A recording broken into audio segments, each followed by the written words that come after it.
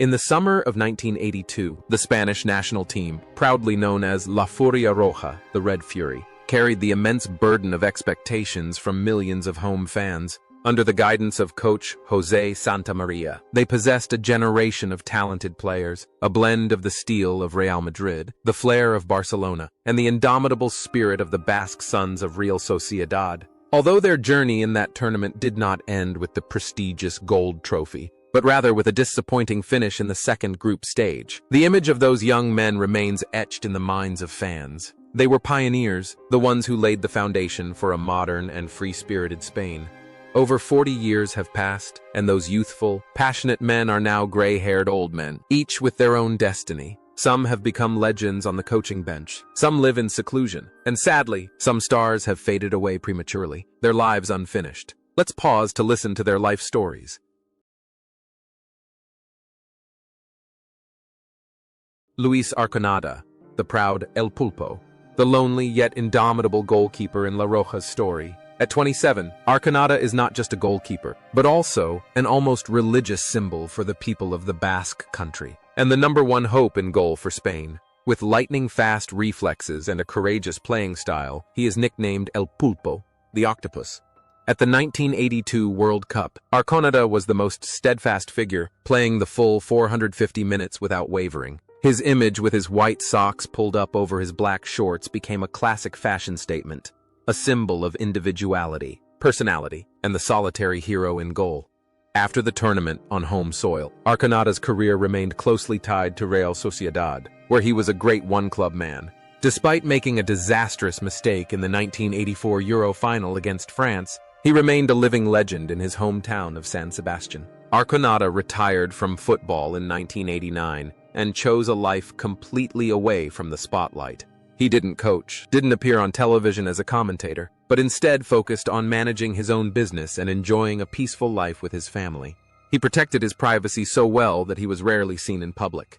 The connection between Arconada on and off the pitch is a consistency of steely resolve. On the pitch, he was taciturn, reserved, and resolute. Off the pitch, he was quiet, humble, and loyal. No matter how noisy the football world became, Arconada stood there, silently like a lighthouse before the sea. Today, in his twilight years, Luis Arconada still lives in San Sebastian, occasionally appearing in the Anoeta stands to cheer on his beloved team. His greatest legacy is not just his saves, but the anthem No Pasa Nada, Tenemos a Arconada. It's okay. Arconada is here, which continues to resonate.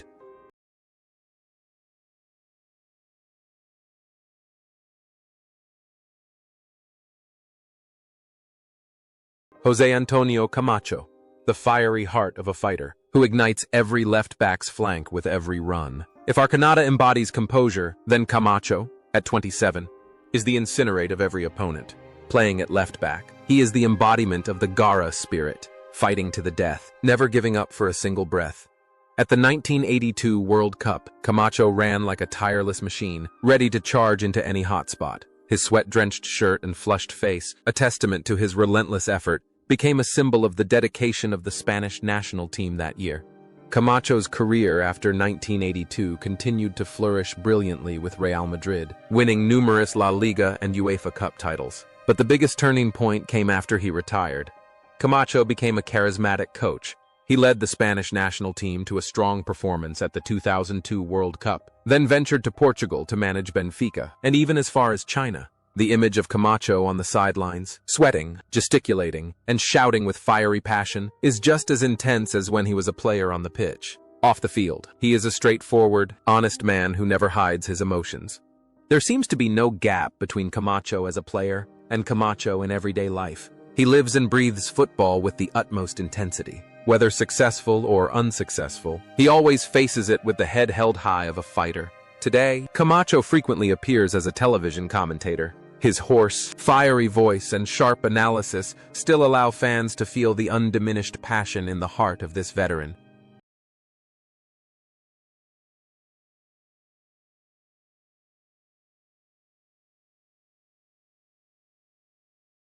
Rafael Gordillo, a whirlwind that swept down the left flank, a player who made every wing tremble with every run. Along with Camacho, Gordillo formed a devastating left wing for Spain. At 25, he brought a free-flowing, distinctly Andalusian style of play. Gordillo's unmistakable defining characteristic was his habit of pulling his socks low, revealing his powerful bare legs and his lightning-fast bursts of speed. He wasn't just a defender. He was a modern, forward-thinking attacking force, a complete and explosive winger. After the 1982 World Cup, Gordillo joined Real Madrid and became part of the legendary Quinta del Buitre generation, winning 5 consecutive La Liga titles. However, his heart always belonged to Real Betis, where he returned to end his career and was honored as the greatest player in the club's history. Gordillo's personal life was as joyful and full of laughter as his playing style. He was known for being sociable, humorous, and loved by all fans, including opponents, for his gentlemanly character on the pitch. The free-spiritedness on the pitch naturally permeated his life. Gordillo was not calculating. He played football and lived for pure joy. After retiring, he served as president of Real Betis and is currently the club's director of external relations. In his 60s, the former whirlwind is now a refined gentleman, a smile always on his face, continuing to dedicate himself to the team he loves more than life itself.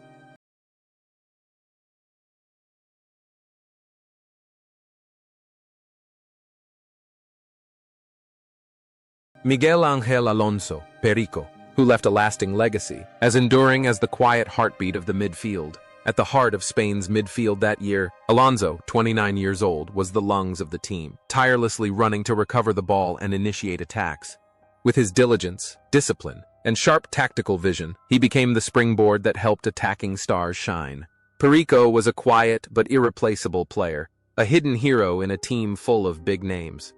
Perico Alonso's career peaked with 2 La Liga titles with Real Sociedad before moving to Barcelona. But perhaps the most beautiful goal of his life wasn't on the pitch, but in raising his exceptional children, including Xabi Alonso, who would later become a legend of world football. After retiring, Perico pursued a coaching career, but mainly worked with smaller teams or as an assistant coach. He chose to step back to watch and support his children's illustrious careers. Perico Alonso is a testament to the ideal family man, a man who laid a solid foundation for future generations. His seriousness and scientific approach to football have been fully passed down. Today, he lives a peaceful and happy life, watching his football legacy continue and reach new heights on the coaching bench with his son Xabi, a simple yet fulfilling life of a great father.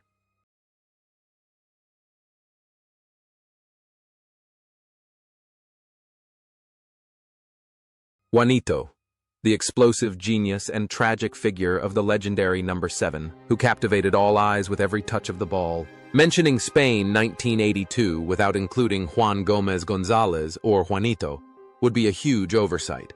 At the age of 27, the Real Madrid number 7 striker embodied a blend of innate talent and unpredictable arrogance.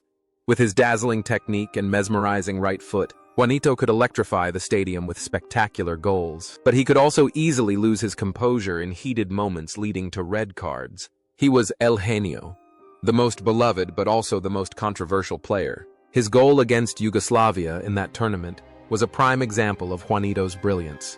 Emotional, wild, and full of natural talent. Juanito's career was a sad tango. He won countless titles with Real Madrid, but had to leave after the incident of kicking Lothar Matthäus in the face during the Champions League. He then moved to Malaga and helped the team gain promotion, becoming a hero of Andalusia. After retiring from playing, Juanito embarked on a coaching career with a burning desire to prove his maturity. He led Mérida to impressive performances and is on his way to becoming a talented strategist. People see a more composed, more mature Juanito, striving to rebuild his life after the impulsiveness of his youth.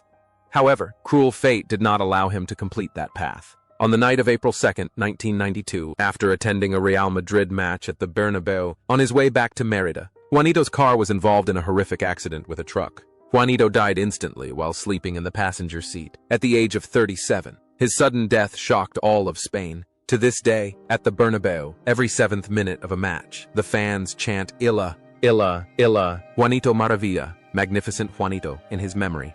His legacy is a testament to an exceptional but short-lived talent, a flame that burned too fiercely only to be extinguished with immeasurable regret.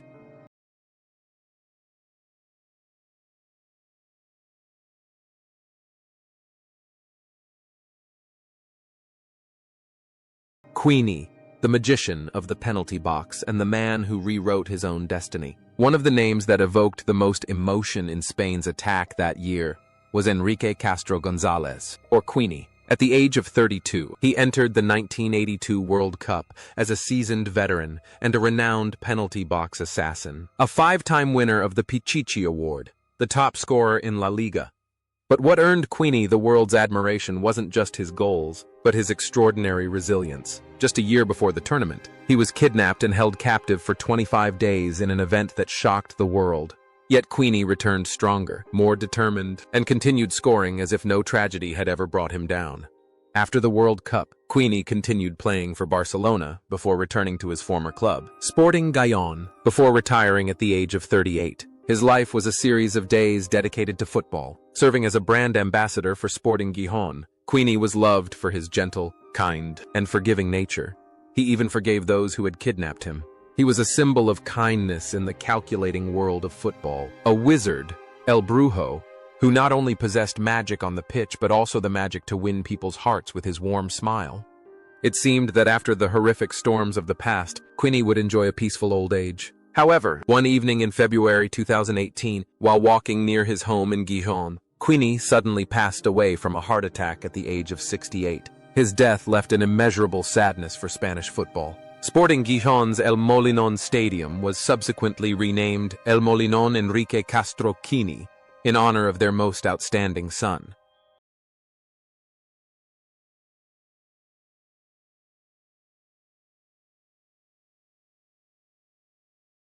Jesús María Zamora, the architect of dreams, the masterful conductor who transformed every pass into art. Zamora, a Real Sociedad player, cannot be overlooked when discussing Spain 1982. At the age of 27, he was the brains of the game, controlling the tempo and connecting all lines with razor-sharp passes. The goal against West Germany in the second round, although not enough to take his team through, was still a spectacular strike, confirming the class of a top European midfielder at the time. After the tournament, Zamora continued to be the heart and soul of Real Sociedad during the club's golden era. He was a loyal player, dedicating his entire peak career to the Basque team. After retiring, Zamora spent time coaching, managing Rayo Vallecano and Real Sociedad itself, but he wasn't overly interested in the glamour of coaching. He chose a rather private life, staying away from the controversies of the media. Zamora's composure and wisdom on the pitch perfectly reflected his true character off the field. He was a footballing intellectual, someone who always thought things through before acting. Today, Zamora lives a quiet life in his hometown, respected by the locals as a living legend. He is proof that sometimes greatness doesn't need to be loud and flashy, but lies in perseverance and unwavering loyalty.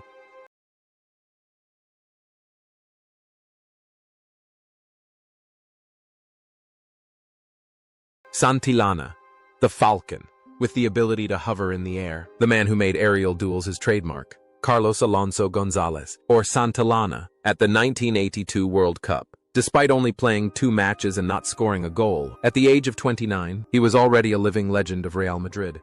What sets Santillana apart is his rare superpower, the ability to hover in mid-air. Despite his modest height of around 180 meters, his extraordinary jumping ability makes him the king of aerial duels.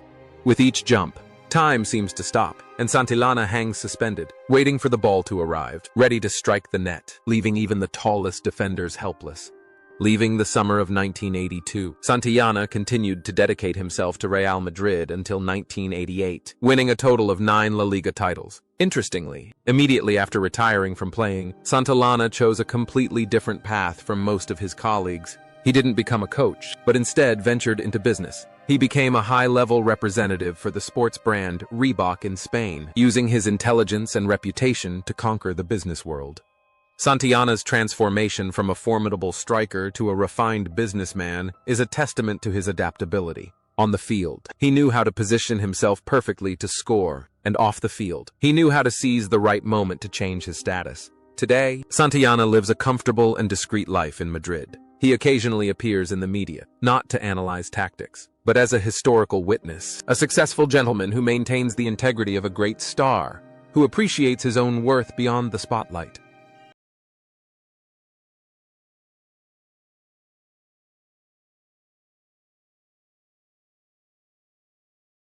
José Ramón Alexanco, Talo, the architect of dreams at the heart of the defense, alongside the youthful Tendillo, 26-year-old Alexanco, who played all 5 of Spain's matches at the 1982 World Cup, embodied composure and authority. Hailing from the Basque country but becoming a Barcelona legend, he combined the toughness of the north with a modern approach to football. Alexanco was not just a defensive midfielder, but also an initiator of attacks from the back, a style that later became a hallmark of the La Masia Academy. Alexanco's career reached its glorious peak in 1992, when he captained Barcelona to their first-ever Champions League victory at Wembley. After retiring, Alexanco became a key figure in youth football. He served as director of the renowned La Masia Academy, and later as director of football for Valencia and Barcelona. He was the driving force behind the development of numerous young talents, quietly laying the foundation for future football empires. There's a striking similarity between Alexanco's role as a central defender and his managerial role. Both require a broad vision, composure, and leadership ability. He wasn't one to enjoy the noise of the dugout, preferring the role of a quiet architect. Currently, Alexanco remains dedicated to football management, living a busy but meaningful life, continuing to contribute his intellect to the sport in his own unique way.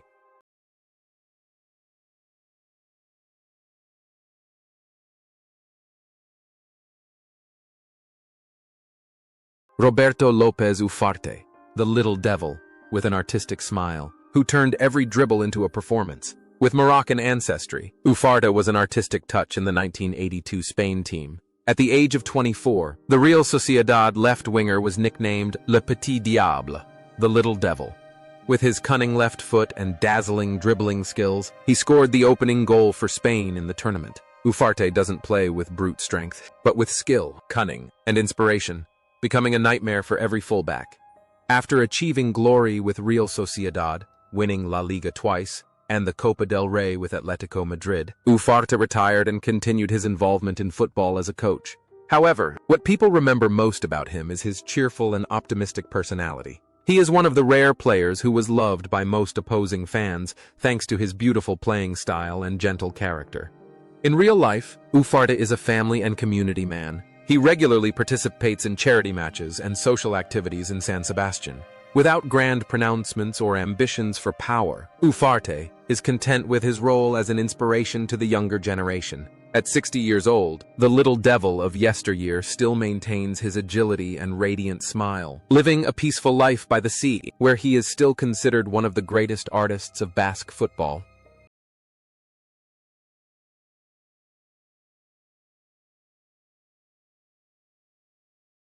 Jesús María Satrústegui, the heartbreak of an unfulfilled hero. A classic center forward with the ability to hold off defenders and a sharp finishing touch. Partnering with Ufarte in attack, Satrústegui, Real Sociedad's main striker, at the age of 28, was a penetrating spearhead, creating space for the surrounding players.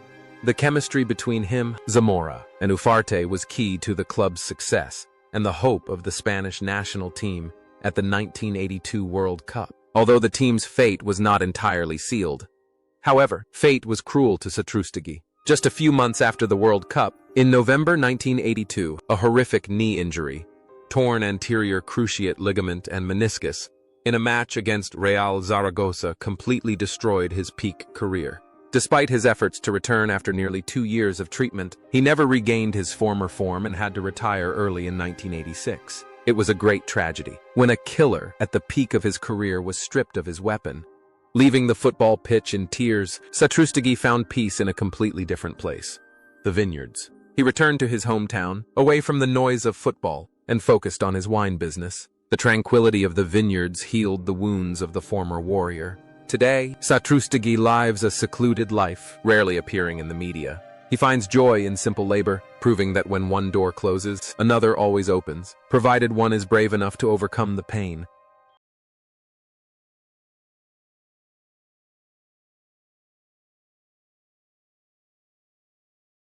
Miguel Tendillo was the youngest player in Spain's official squad in 1982. At just 21 years old, he had already secured a starting position at center-back, playing all 5 matches. Tendillo was renowned for his composure and maturity beyond his years, and his excellent ability to read the game. He was a hero for Valencia when he scored the decisive goal against Real Madrid in the final round of the 1982-1983 season, a goal that not only saved Valencia from relegation, but also robbed their rivals of the championship. Tendilo's career later spanned both Real Madrid and Real Burgos, but his heart always belonged to the Mestalla Stadium. He was one of the most elegant defenders in Spanish football history, rarely resorting to rough fouls. After retiring, Tendilo faced significant health and family challenges, but he always confronted them with the same resilience he displayed on the pitch. Currently, Tendilo is an ambassador for Valencia Football Club. He spends most of his time working with the youth teams and representing the club at social events. The image of a polite and considerate Tendillo towards fans has become an exemplary symbol. He lived the life of a respected legend, who dedicated his most brilliant years to his national team and hometown club.